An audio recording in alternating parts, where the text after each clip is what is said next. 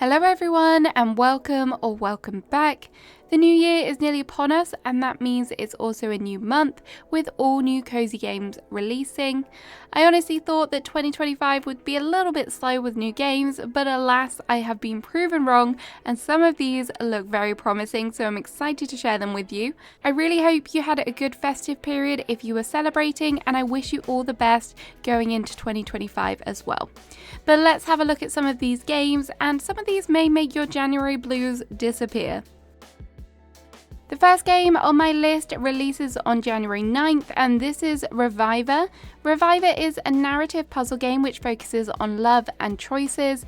You'll be able to follow the lives of the two main protagonists throughout different stages and reflect on how their interactions and choices that are made will influence their destinies.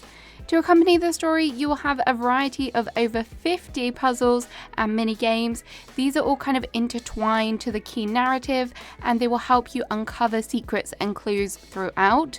As you can see, Revivor has a wonderful hand-drawn graphic style, and throughout you'll find detailed animations in the different scenes, which again will further aid the storytelling in this game. This game looks really interesting. I think I will want to give this one a try. The graphics really do speak to me on this one as well, and the whole story is always kind of fun. I like having choice games too. Upon release, it will be coming to PC, and at the time of recording, the demo is still available. So if you're interested in this one, I recommend checking out their Steam page to see if it's still live when you're watching this. In 2024, we saw a lot of adorable sandbox-style decorating games, and number 2 is of a similar kind of style, but instead of an open land, you get to create your very own diorama in a glass bottle.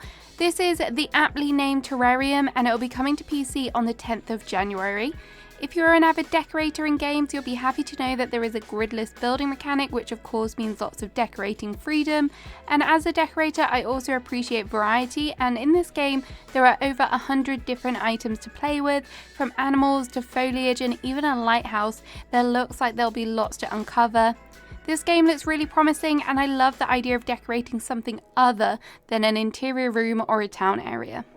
At number 3, we have Dreaming Isles, and this is a pixel art farming life simulator, but it does have a very unique twist. In the game, you play as a lost mariner who has been stranded on a desolate island with an abandoned farm. As you start to rebuild your life, you will discover that there is turmoil in the Dreaming Isles between warring pirates. Yes, I said pirates. So not only will you be able to look after your farm, you'll also be able to look after the seas as you get to sail in your very own boat. Farming sims are great, I love them, but they can be a tad repetitive, so this twist really does feel fresh. In addition to these features, you will also find mini games, and there's a possibility of romance amongst the locals too. Dreaming Isles will be releasing on the 13th of January on Steam. The developer has said it will be suitable for the Steam Deck, which is a nice little bonus. There will also be further story chapter releases, which will be given in the form of free updates. So if you purchase a game, expect to see more chapters later down the line. Up next, we have Cabby World, which will also be releasing on January 13th on PC. I've played the demo of this game and I thoroughly enjoyed it. It is a truly relaxing puzzle game where the goal is to create islands and connect rivers. On the board, you're given the number of tiles that must be connected, and then you must figure out the correct island configuration from there. That probably does sound very straightforward, but there is a few little game rules that you must abide by. If you manage to get it right, you are treated with a nice little cutscene, which gives you a snapshot of the beautiful scenery. There are lots of different themes to the levels, which is nice, and they do appear to get more complex as you progress. The game also has fun little features such as daily challenges. I will definitely be buying this one, and although its Steam Deck status is currently unknown, I really hope it's possible to play on there, as I do see this as a game that I want to play handheld. Fingers crossed. On the 14th of January, the second game set in the world of Westphalia will be released. This time the focus is on fear. This game is a whimsical point-and-click adventure, and if you haven't heard of these games before, they have a strong focus on emotions. In this story, you will follow the characters Charlie and Lily as they must overcome the fear of the shadows in order to locate Charlie's missing puppies. You can expect your typical point-and-click style game mechanics here, which will allow you to progress, but you will also find stickers to collect, puzzles to solve, and mini games. The game has a really charming art style, and it is also fully voice acted in both English and French. As Valley of Fear will be available on PC on release day. At number 6, we have Harvest Hills, which is releasing on January 15th on PC. Harvest Hills is a low poly farming sim, and everything about this gameplay seems pretty traditional, even down to the storyline of abandoning the city to start a life on a farm. But anyway, you will be able to plant a variety of crops, and as you advance, you will unlock new vegetables and fruits to cultivate. There is also livestock to look after, including cows, chickens, and bees. With all of the fresh produce you'll be collecting, you will also need to do something with them, so you will even be able to use some crafting machines to produce homemade goods, which can then be sold at the farmer's market. The money you make can then be put to good use by upgrading and expanding your farm. This game doesn't appear to have any kind of groundbreaking new mechanics, but if you are in the market for a traditional non-pixel art farming sim, then this may be a good one for you to try. On January 15th, Aloft is also entering into early access. Aloft is a survival sandbox style game which does come with co-op mode for up to 8 players, but instead of having to survive the land, you are actually trying to survive the skies, as this game is set in a world of floating islands which are explored via a flying ship. Your time in this game will be spent collecting resources for cooking and crafting tools. You'll also be required to harness the power of the wind by creating machinery, and you will also need to embark on a little bit of combat as you need to protect the islands from mushroom creatures that are corrupting the lands. Aside from this, you can also farm and take care of animals, and you can also make your skyship feel like home by building up your base. This game does look like it has a lot of potential, and I love the idea of sharing this type of gameplay with friends, so I'll definitely be keeping my eye on this one. The Islands in the Sky theme continues, as on January 17th, Skye Ranch will be releasing on PC. This game is all about turning a desolate island in the sky to the perfect home for you and your adorable creatures called Skylets. In order for the Skylets to want to stay, you will have to create the perfect environment for them by learning their likes and dislikes. Once you have done this, you'll be able to upgrade the area even further by undertaking larger construction projects such as bridges and even a house for you to live in.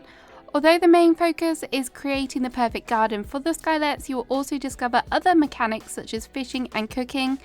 I will be honest and say the graphics of this game are not my favourite, but you might like them and the gameplay does sound fun. At number 9, we have Magic Inn, and this is coming to early access on Steam on the 20th of January. In this game, you're a new member of staff at a struggling inn, and your goal is to make it flourish. You'll be required to manage the day-to-day running from hiring the staff to serving drinks. You can also develop relationships with the guests and also merchants to ensure the supply of the finest quality ingredients to your inn. An inn also must look good for visitors, and you'll be able to fully customize the rooms with different furniture. The inn does have some secrets though, and one of those is that the customers are not always human. If you do run into some ghosts, they may reward you well. So I did play the demo for this game a couple of months ago now. I think it was Steam Next Fest. However, I wasn't able to play the game for very long. The gameplay was not very smooth, and there was quite a lot of bugs and glitches, which kind of made it unplayable for a little while. So I did exit out of the demo, unfortunately. I really want to play a game like this. I really like the premise of it, the idea. However, I would just kind of give you some advice and maybe just wait for some reviews to come out, especially as it is going to be an early access as well, which we all know there might be some flaws with it. On the 23rd of January, Bordertown will be released. This is an open world RPG created by a solo developer. The Bordertown was once a paradise, however it has fallen into ruin following an invasion of orcs. Now the time has come to rebuild this area, and you will have to construct new buildings, cultivate your farm, raise animals, and gather resources through mining and chopping trees. In order to aid development, you can recruit various NPCs and utilize their professions. There is combat in this game, but from the trailer it doesn't seem overly complex. I think the graphics look quite cute, and I think there is definitely going to be a lot of exploring in this game if that is something that appeals to you as well.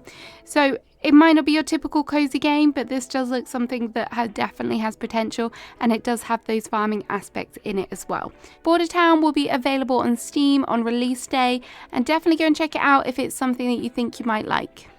Switch players might be thinking, where are the games for us? Well, you'll be happy for the next 2 releases. Firsty Cuer will finally be coming to the Switch on January 28th. I have played this game on PC and I did enjoy it a lot. You get to run your very own cafe by cooking up recipes and also serving customers. However, there is some roguelike action here, as in order to supply your cafe, you will need to forage in procedurally generated levels for ingredients. But beware, there are monsters who may stand in your way. Armed with your trusty spatula, you will have to overcome them in order to make it home safely. The game is set in an adorable town and there are a variety of merchants and NPCs you'll get to know. They will even activate some side quests so you can get your hands on more recipes. I really hope this game performs well on the Switch and I will be interested to see how the combat is handheld. And finally, we have Hello Kitty Island Adventure. As some of you may know, this game started its life as a mobile game, and I did play it for a short period of time on my iPad. However, it is finally coming to the Switch and PC on the 30th of January, so even more people will be able to embark on this cozy world open adventure.